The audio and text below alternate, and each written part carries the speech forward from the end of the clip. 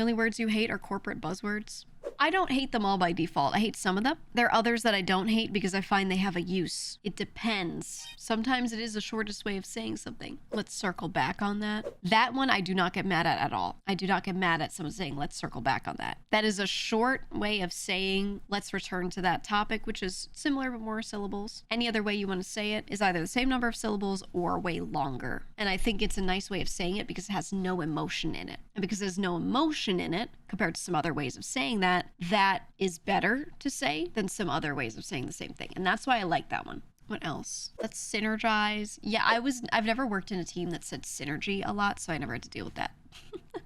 I'm so sorry if you had to deal with someone who said synergy all the time. I've worked with more tech people typically, and they hate that too. So, you know, I got to avoid a bit of that. Touch base. I get why people say touch base. Yeah, let's touch base next week or whatever. That one I don't like either. I like to say check-in. I'll check in with you next week instead of let's touch base next week. I agree. I don't like that one. Touch base sucks. Interface. Oh, when two people need to interface. I don't hate that one because it's, again, a word that is neutral and has no deeper meaning. It's hard to explain why this is good sometimes unless you've had to play a lot of corporate politics. But if you've had to play a lot of corporate politics, something you need to do is not let people know the nature of everything you're doing. You just say, have you met this guy before? We've interfaced in relation to a project. Being able to say that gives them no information, right? And that is not the most useful example I'm giving, but there are a lot of times where it is very useful to use these sanitized, neutral terms that don't give anyone any nuanced information. Again, in corporate politics, you need that. So it lets you answer a question without lying, but you don't have to give someone all of this everything because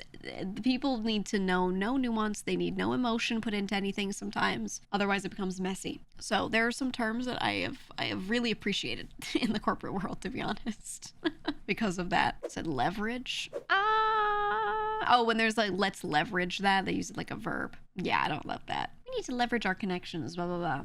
Just say use, tap into, I don't know. They use that word too much. It's a good word when used less, but yeah, they use it way too much. Ew, what is this one? You said some people say to caveat off of what blank said.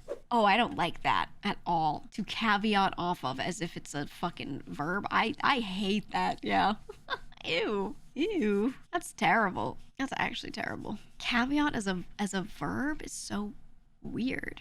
You could just say, you know, relating to what James says, you know, the caveat is blah, blah, blah, right? Just say it like that. I don't know. I don't fucking know.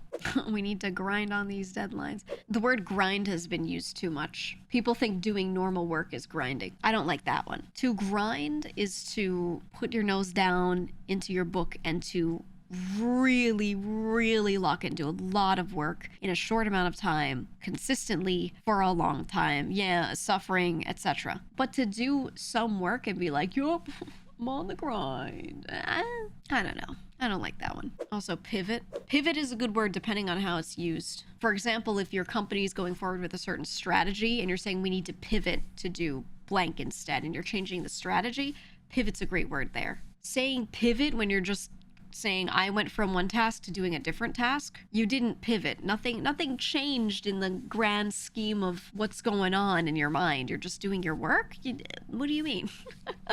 Right? Like, there really are times where it makes sense. The saying pivot to switch topics. Right. You're just in a meeting and someone says, let's pivot to blank. That's okay, but I don't love that. And in my mind, pivot is usually strategy related because I think it makes more sense when you're talking about, like someone said, grand scheme changes. That's when I tend to use it, and I think it's a great word for it. But yeah, in all these little conversations you might have in a work meeting, and every time they want to change topics, they go, let's pivot. I'm like, brother, just say, let's move on to next topic is this, right?